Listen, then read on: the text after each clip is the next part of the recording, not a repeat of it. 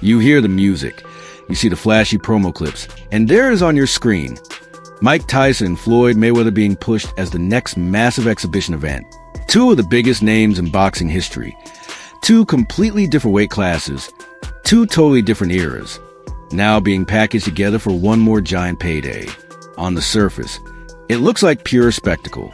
But when you start digging into what's really going on with both men right now, their age, their health, their money, and their history with each other, this whole thing gets a lot more complicated. Let's start with Mike Tyson, because he's the one fans are most emotionally attached to and the most worried about. Every time new footage comes out of Tyson training, it goes viral instantly. Even now, people can't look away. In the clips we've been seeing recently, he's pushing himself hard in camp. He's sparring, hitting pads, and doing serious weight training. You can hear his coach pushing him through tough dumbbell sets, counting out reps, telling him to slow down on the way down to finish strong. Tyson grinds out 10 heavy reps, breathing hard, muscles shaking, and his coach still says, "Best set yet, last round, let's go." There's a mix of admiration and concern in those scenes. On one hand, you see the champion's mentality still alive in him. He's almost 60 and still pushing himself through workouts that would make a younger fighter quit. On the other hand, it's impossible not to notice the fatigue. He's huffing between combinations, taking deep breaths between sets, and every extra demand from his trainer looks like it's costing him. We've already seen physical warning signs. In the Jake Paul exhibition, Tyson limped on his way to the ring. A lot of people pointed that out right away. The hip issues, the stiffness. Once the fight started, he still had power, still had flashes of his old aggression, but he wasn't the same fluid, explosive destroyer. He struggled to cut off the ring, struggled to sustain his offense. He landed a couple of decent shots, but couldn't really capitalize. That's where analysts like Wade Plemons are blunt. The illusion is gone. Whatever fantasy you had about Tyson being close to his peak was shattered the night he faced Jake. Now imagine that same nearly 59-year-old Tyson try and chase Floyd Mayweather around the ring. Wade's take is that Floyd is going to make Mike look slow and out of place. Tyson will still be strong, no question. But boxing isn't just who hits harder. It's who can apply that power consistently, who can cut distance, who can keep up mentally and physically for however long the event runs. Against Jake, Tyson already showed limits. Against Floyd, those limits are likely to look even sharper, simply because Mayweather is so much more skilled and polished than an influencer-turned fighter. Even Terence Crawford, who respects the sport's history deeply, noticed something odd in Tyson's behavior. Biting his gloves in the fight. At first, Crawford said he'd never seen that and took it as a sign that Tyson was trying not to lose control. Teddy Atlas later stepped in and reminded everyone that Tyson has done that throughout his career. In his amateur days, as a young pro, and even now, it's part habit, part psychological ritual. It feeds into the scary Mike Tyson image he built over decades. And that image is exactly what people are still buying. Atlas makes a good point. Promoters aren't paying for what Tyson realistically has left at 58, 59 years old. They're paying for what people think he might have left. They're paying for the mystique, the aura, the fear factor that made him a global icon in the first place. Paulie Malignaggi takes that idea and pushes it even further. He says there's always a new generation of fans who are fascinated by the legends they never got to experience live. For Tyson, that nostalgia is on another level. People who weren't even born when he was knocking guys out in 90 seconds still watch the old clips and feel like they missed something special. For them, an exhibition is the closest they'll ever get to waking up on the morning of a Mike Tyson fight in the late 80s. Paulie is honest about it, though nothing today will touch that feeling from Tyson's prime. That era is gone forever, but the curiosity is still real. The same way millions of people couldn't stop themselves from buying Mayweather vs. Pacquiao in 2015, even though it might be too late. A lot of those same people, and a whole new crowd, are going to click when they see Tyson vs. Mayweather pop up on Netflix or pay-per-view. Now, let's switch over Floyd. Floyd Mayweather is retired on paper, still undefeated officially at 50-0, and still living like money will never run out. But behind that glossy image, there are serious financial questions being raised. Andreas Hale's reporting laid some of this out clearly.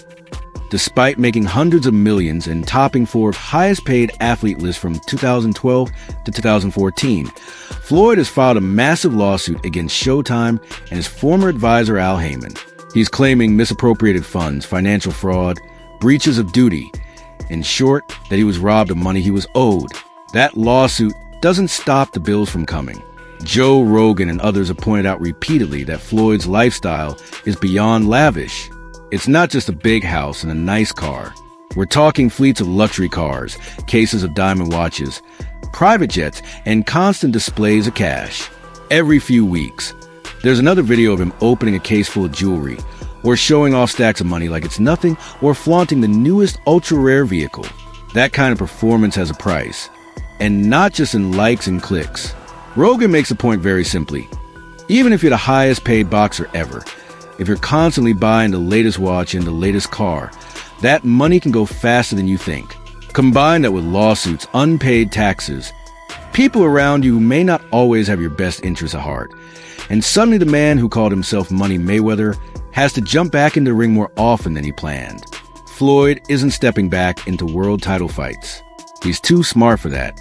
Instead, he's doing global exhibitions, Japan, Dubai, now likely something huge with Netflix and Tyson, plus the planned rematch with Pacquiao at the Sphere in Las Vegas. Andre Ward points out that this kind of exhibition tour is actually part of boxing history. Sugar Ray Robinson did it. Ali did it. Joe Louis did it. It's a way for great fighters to stay connected to the sport, entertain crowds, and make a ton of money without exposing themselves to the full danger of elite, hungry, younger opponents. The difference with Floyd is his marketing instincts are sharper than almost anyone who's ever done it. He doesn't just sign for a random exhibition in a small arena. He ties it to global broadcast deals, streaming platforms, huge partners like CSI Sports and Fight Sports, and now probably Netflix. He's openly said he still has what it takes to set records, not necessarily in championship achievements, but in revenue, gates, and viewership. The Tyson exhibition fits that plan perfectly. Two legends, one ring, decades of back and forth between them. And yes, there is real friction there. They used to be cool. Floyd fought on Tyson's undercards early in his career. Over time, though, Tyson soured on him, especially when Mayweather claimed to be better than Muhammad Ali. Tyson did not like that at all, and he made that clear in multiple interviews. He's thrown verbal shots, made faces, even fake fainted at Floyd once in public just to get a reaction. So while on paper this is just an exhibition, you can't ignore the human element. Tyson doesn't like Floyd. Floyd dismisses Tyson's chances. One man is much bigger and much older. The other is smaller but far sharper technically and still in good shape. The tension is real. The risk is real. The money is enormous. And the money is really what ties it all together. Reports suggest both Tyson and Mayweather could be looking at paydays around $50 million each for the big exhibition. Think about that. $50 million for a fight that doesn't even touch Floyd's official record. And that probably won't last very long. When you look at it that way, it's not hard to understand why they both signed. For Tyson, that's another giant payday on top of what he made against Jake Paul. For Floyd, it's a massive injection of cash that helps keep his lifestyle and his money image alive. Now, the question becomes, how will we watch it? Back in 2015, when Floyd and Manny first fought, the fight was a pure pay-per-view monster. They charged about $100 per buy, shattered every gate record in history, destroyed pay-per-view records, and brought in ridiculous sponsorship and merchandise numbers. That era of boxing, where millions of people willingly handed over $100 to see one fight, is basically over. Now you got streaming platforms like Netflix stepping in. Jake Paul versus Mike Tyson was carried there, built around the idea that you don't need to tack on a $90 pay-per-view price. Instead, you let people watch with their regular subscription and use the event to drive new sign-ups and insane viewership numbers. People who might never pay extra for a boxing event will absolutely click on a Tyson or Mayweather fight. It is just sitting there on the Netflix home screen. Dan Raphael points out that for this new Tyson, Mayweather, and for Mayweather, Pacquiao 2 at the Sphere, the old pay-per-view model doesn't make as much sense anymore. 11 years have passed. Hype has cooled, and fans are more skeptical. To get the kind of money these guys still want, you need a partner like Netflix willing to pay huge rights fees up front just to own the event and feed the streaming machine. Promoters know exactly what they're doing. Manny Pacquiao Promotions, Mayweather Promotions, and CSI Fight Sports have come together to package these events in a way that works in 2026, not 2015. It's about maximum reach, not just maximum price per viewer. Millions of casual fans scrolling on a Friday night will see names like Tyson, Mayweather, and Pacquiao and think, I know them. Why not click? That's the new game. So where does all this leave us with Tyson versus Mayweather? On one side, you have Mike Tyson. Older, clearly past his physical peak, carrying a history of injuries, but still working like a man possessed in the gym. His name alone still commands global attention. Fans worry about his health, but can't resist the pull of watching him one more time. On the other side, you have Floyd Mayweather. Undefeated, still sharp, still confident, living a lifestyle so extravagant that he almost has no choice but to keep finding giant paydays. He mocks Tyson's age, his stamina, his recent performances, and he truly believes there is nothing Mike can do to tarnish the legacy he built over 30-plus years. Layer on top of that all the public commentary.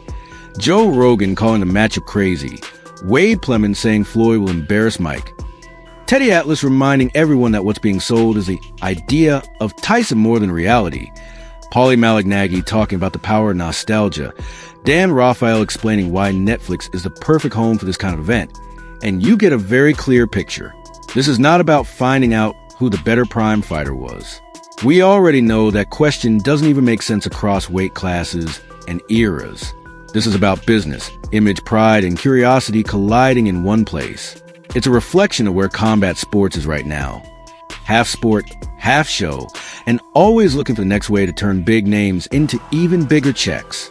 Whether you're excited, disgusted, worried, or just fascinated, it's hard to pretend you won't be paying attention when this thing finally happens. Let me know what you think.